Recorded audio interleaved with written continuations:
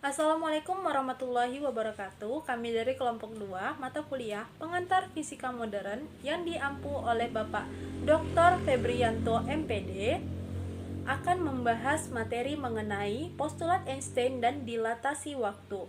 Di sini kami beranggotakan 3 orang, yaitu saya sendiri Afrilia Nadita, NIM 19231002, dan 2 rekan saya, yaitu Rivi Amelia dan Cindy Eka Saputri. Baiklah teman-teman semuanya, pada video kali ini kita akan membahas 2 pokok pembahasan, yaitu postulat Einstein dan dilatasi waktu. Untuk materi pertama akan saya bahas sendiri. Yang pertama itu ada postulat Einstein. Pada tahun 1905, Einstein mengemukakan teori relativitas khusus dengan 2 postulat yang menjadi pengembangan teori relativitas umum. 2 postulat menyatakan bahwa sifat semesta, universe, pengamat tidak berubah jika kondisi inersia pengamat berubah serta kecepatan cahaya dalam vakum adalah sama di semua pengamat. Nah, menurut transformasi Galileo menyatakan bahwa kecepatan yang teramati oleh pengamat yang berada pada 2 kerangka acuan yang berbeda yang saling bergerak relatif satu sama lain tergantung pada kecepatan relatif kerangka acuan tersebut. Sedangkan percobaan Michelson-Morley yang dilakukan pada tahun 1887 telah membuktikan bahwa kecepatan cahaya tidak dipengaruhi oleh kecepatan kerangka acuan. Untuk mengatasi permasalahan yang muncul dalam percobaan Michelson-Morley, Einstein pada tahun 1905 mengajukan 2 postulat sebagai berikut. Yang pertama itu didasarkan asas relativitas atau biasa disebut dengan postulat 1, yang menyatakan bahwa hukum-hukum fisika mempunyai bentuk yang sama di dalam setiap kerangka acuan inersial. Nah, berdasarkan pada postulat pertama ini, perubahan medan listrik dan medan magnet yang menghasilkan gelombang elektromagnetik tetap terjadi walaupun diamati oleh orang yang diam atau yang bergerak. Yang kedua, yaitu ketidakubahan laju cahaya atau biasa disebut dengan postulat kedua, yang menyatakan bahwa kecepatan cahaya di ruang bebas mempunyai nilai yang sama di semua kerangka acuan inersia, tidak bergantung dari gerak sumber maupun pengamatnya. Ini berarti kecepatan cahaya sebagai gelombang elektromagnetik tidak dipengaruhi oleh keadaan pengamat diam atau bergerak. Nah, jika seseorang menggunakan semua kemampuannya untuk bergerak, cahaya selalu dapat mendahuluinya dengan laju yang sama ketika orang tersebut berada dalam keadaan diam. Besar kecepatan cahaya adalah absolut dalam semua arah dan kondisi. Nah, postulat kedua ini menyatakan bahwa kecepatan cahaya adalah sama untuk semua arah dan kondisi. Di samping itu, tidak ada objek yang dapat bergerak melebihi kecepatan cahaya. Postulat 2 ini menyatakan kecepatan cahaya dalam ruang hampa sama besar untuk semua pengamat, tidak bergantung dari keadaan gerak pengamat. Kecepatan cahaya di ruang hampa sebesar C sama dengan 3108 meter per sekon. Postulat kedua Einstein yang menyatakan bahwa selang waktu pengamat yang bergerak relatif terhadap kejadian yang diamati tidak sama. Menurut Einstein, besaran kecepatan, waktu, massa, panjang adalah bersifat relatif. Postulat tersebut yang kemudian dikenal dengan teori relativitas khusus. Baiklah teman-teman, untuk materi selanjutnya pembuktian teori relativitas akan dijelaskan oleh saudari Cindy Eka Saputri. Materi selanjutnya mengenai pembuktian teori relativitas. Yang pertama yang akan kita bahas yaitu ketidakberadaan ether. Ternyata lebih kurang 100 tahun setelah percobaan pertama yang dilakukan Morley Michelson, dalam semua percobaan tidak ada satu bukti pun yang diamati tentang perubahan laju cahaya terhadap arah, meskipun kepekaan percobaan telah ditingkatkan dari percobaan semula. Yang kedua, pemuluran waktu. pemuluran partikel elementer berkecepatan tinggi yang dapat diselidiki dalam laboratorium. Yang ketiga, massa dan energi relativistik. Pengubahan energi menjadi massa adalah penciptaan meson pi. Dalam keadaan normal, meson pi yang massa diamnya 140 megaelektronvolt tidak terdapat di alam, tetapi diciptakan pada akselerator energi tinggi, yaitu dalam tumbukan antara partikel-partikel biasa seperti foton. Dan yang keempat yaitu ketidakubahan laju cahaya. Pada pemancaran sinar X oleh sebuah pulsar suatu sistem bintang ganda, yaitu suatu sumber sinar X berdenyut cepat yang mengorbit mengelilingi bintang rekannya, sehingga menggerhanakan sang pulsar dalam gerak orbitnya. Materi selanjutnya mengenai konsekuensi postulat Einstein. Besaran fisika yang tetap dan sama tidak bergantung kerangka acuan, hanya kecepatan cahaya, sehingga besaran fisika yang lain tidaklah sama.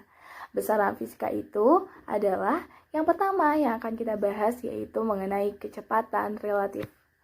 Jika ada sebuah pesawat acuan O aksen yang bergerak dengan kecepatan v terhadap bumi acuan O, dan pesawat melepaskan bom atau benda dengan kecepatan tertentu, maka kecepatan bom tidaklah sama menurut orang yang berada di bumi dan orang yang berada di pesawat.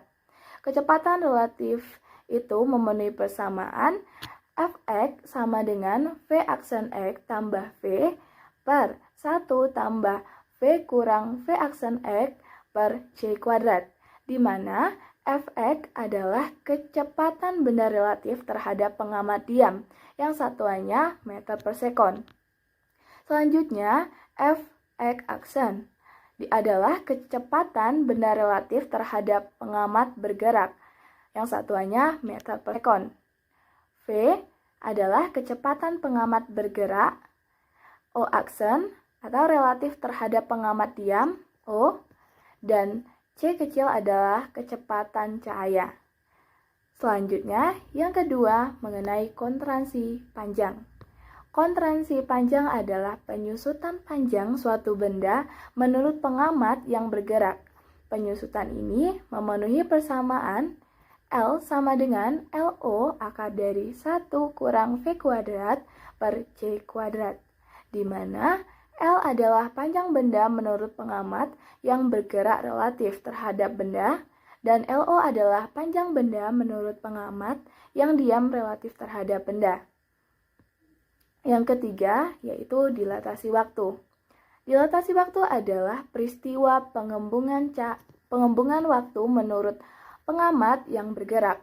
Hubungannya memenuhi persamaan delta T sama dengan delta T O per akar 1 kurang V kuadrat per C kuadrat, di mana T adalah selang waktu menurut pengamat yang bergerak terhadap kejadian, TO adalah selang waktu menurut pengamat yang diam terhadap kejadian. Dan yang terakhir adalah massa dan energi relatif. Perubahan besaran oleh pengamat diam dan bergerak juga terjadi pada massa benda dan energinya, di mana rumusnya M sama dengan MO per akar dari 1 kurang V kuadrat per C kuadrat. Dan energi benda diam dan bergerak memiliki hubungan, yaitu energi total atau E sama dengan MC kuadrat, energi diam E0 sama dengan M0 C kuadrat, dan energi kinetik EK sama dengan E dikurang E0. Materi selanjutnya dilatasi waktu. Dilatasi waktu merupakan jam yang bergerak berdetak lebih lambat daripada jam yang diam. Dilatasi waktu ini merupakan proses meregangnya waktu, atau waktu itu terasa lebih lambat jika diukur oleh pengamat yang bergerak terhadap suatu kerangka acuan atau kejadian, di mana Pengukuran interval waktu ini dipengaruhi oleh jarak relatif antara pengamat dan apa yang diamatinya. Akibatnya, jam yang bergerak terhadap pengamat bergerak berdetak lebih lambat daripada tanpa gerakan atau diam. Dilatasi waktu ini dapat dirumuskan dengan rumus delta T aksen sama dengan delta T per akar 1 kurang V kuadrat per C kuadrat. Dengan keterangannya, delta T aksen merupakan interval waktu menurut pengamat yang bergerak dengan kecepatan V terhadap kerangka acuan. Sedangkan delta T merupakan interval waktu kejadian menurut pengamat yang diam terhadap kerangka acuan. Selanjutnya, V merupakan kecepatan pengamat yang bergerak. Dan C merupakan kecepatan cahaya dengan ketetapan 3 kali 10 pangkat 8 meter per sekon. Untuk lebih memahami mengenai dilatasi waktu, misalnya pengamat di bumi memegang arloji yang identik dengan astronot yang terbang di luar angkasa, di mana arloji tersebut memiliki alarm yang akan berbunyi setelah lonceng setiap 1 jam atau 3.600 detik. Pada saat arloji sama-sama menunjukkan pukul 00, astronot terbang dengan wahana antariksa dengan kecepatan 0,8 C. Setelah terbang, arloji astronot tersebut berdenting pertama kali pukul 1.00. Hal tersebut menandakan bahwa astronot sudah terbang 1 jam, dan ini merupakan selang waktu yang disebut dengan T0. Namun, bagaimana dengan selang waktu menurut arloji pengamat yang ada di bumi, yaitu T? Untuk itu, berdasarkan persamaan dilatasi tadi, diperoleh waktu 6.000 detik sama dengan 1 jam 40 menit. Jadi, pengamat di bumi mengamati astronot berdeting pertama kali setelah jam 1.40 menit menurut arloji pengamat di bumi. Artinya, ketika alarm arloji pengamat sudah berdenting menunjukkan jam 1.00 di bumi, alarm arloji astronot belum berbunyi. Ketika arloji astronot berdeting pukul 1.00, arloji di bumi menunjukkan pukul 1.40. Nah, mulur atau memuai selama 40 menit sesuai hitungan tadi. Inilah yang disebut dengan dilatasi waktu yang diamati oleh pengamat di bumi terhadap gerak astronot tersebut. Nah, selanjutnya kita membahas mengenai paradoks kembar. Paradoks kembar ini dalam fisika modern dikenal dengan efek relativistik yang disebut dengan pemuaian waktu atau dilatasi waktu tadi yang disebut dengan paradoks kembar atau twin paradox. Arti dari paradoks ini dalam Kamus Bahasa Indonesia merupakan pernyataan yang seolah-olah bertentangan dengan pendapat umum atau kebenaran, tetapi kenyataannya ini mengandung kebenaran. Istilah dari paradoks kembar ini digunakan untuk menggantikan dua arloji identik tadi, yang satu dipegang oleh pengamat di bumi dan yang satu lagi dibawa terbang oleh angkasawan dengan kecepatan V yang mendekati kecepatan cahaya. Di sini sepasang arloji yang identik tadi diganti dengan sepasang orang kembar. Katakanlah kembar tersebut diberi nama Astro A dan Budi atau B. Astro menjadi astronot dan Budi menjadi peneliti antariksa. Ketika mereka sama-sama di bumi, mereka memiliki usia yang sama, yaitu 30 tahun. Namun, Astro mengembara ke angkasa luar pulang pergi dengan wahana antariksa berkecepatan 0,8 C ke suatu bintang yang berjarak 20 tahun cahaya. Nah, dapat diilustrasikan paradoks kembar ini berdasarkan gambar yang ada di PPT. gambar sebelah kiri merupakan suatu kembar Astro A, Astro atau A dan Budi B sama-sama berusia 30 tahun. Paradoks kembar ini dapat dilihat dari ilustrasi gambar yang terdapat pada PPT, di mana pada gambar sebelah kiri merupakan Astro dan Budi sebelum berpisah. Awalnya mereka sama-sama berusia 30 tahun. Namun Astro berkelana pulang pergi ke suatu bintang yang berjarak 20 tahun cahaya dengan roket kecepatan 0,8 C. Sedangkan gambar yang di sebelah kanan itu merupakan ketika mereka bertemu lagi, dan saat mereka bertemu ternyata usia Astro yaitu seorang astronot tadi berusia 60 tahun. Sedangkan Budi yang tetap berada di bumi berusia 80 tahun. Untuk lebih jelasnya dapat kita lihat berdasarkan contoh soal berikut. Misal contohnya, dua saudara kembar A dan B terpisah saat berumur 25 tahun. A tinggal di bumi, sedangkan B melakukan perjalanan dengan pesawat jet yang kelajuannya setengah akar 3C. Setelah 10 tahun menurut B kembali ke bumi. Tentukanlah umur A dan B sekarang. Untuk menjawabnya, dari soal tersebut kita misalkan usia keduanya atau T1 mula-mulanya 25 tahun. Lalu B melakukan perjalanan dengan kecepatan V sama dengan setengah akar 3C. Setelah 10 tahun, menurut B atau orang yang melakukan perjalanan, dan ini kita jadikan sebagai kerangka acuan. Setelah 10 tahun berarti delta T sama dengan 10 tahun. Dan yang kita cari merupakan berapa usia mereka saat bertemu. Kita gunakan rumus dari persamaan dilatasi waktu tadi. Delta T aksen sama dengan delta T per akar 1 dikurang V kuadrat per C.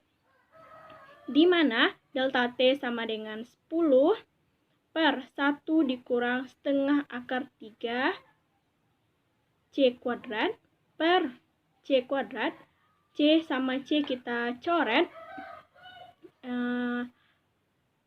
dan diperoleh 1 dikurang setengah akar 3 sama dengan setengah.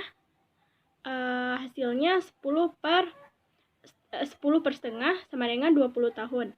Dan dapat kita lihat di sini 20 tahun menurut B sama dengan 10 tahun menurut A. Artinya, ketika B kembali ke bumi, maka umur A sebelum melakukan perjalanan adalah maka umur A sama dengan umur sebelum melakukan perjalanan ditambah dengan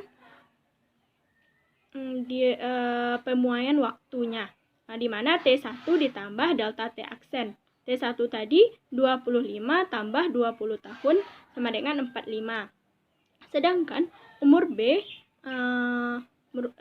dapat kita jumlah juga. Umur mereka yang pertama sebelum berpisah tadi 25 tahun ditambah dengan delta T 10 tahun menjadi 35 tahun. Jadi, usia B saat kembali ke bumi itu 35 tahun. Sedangkan umur A 45 tahun. Yang awalnya saat berpisah, mereka sama-sama berumur 25 tahun. Inilah yang disebut dengan dilatasi waktu. Baiklah teman-teman semuanya, sekian materi yang dapat kami sampaikan. Semoga bermanfaat bagi kita semua. Saya sudahi dengan wabillahi taufik walhidayah. Wassalamualaikum warahmatullahi wabarakatuh.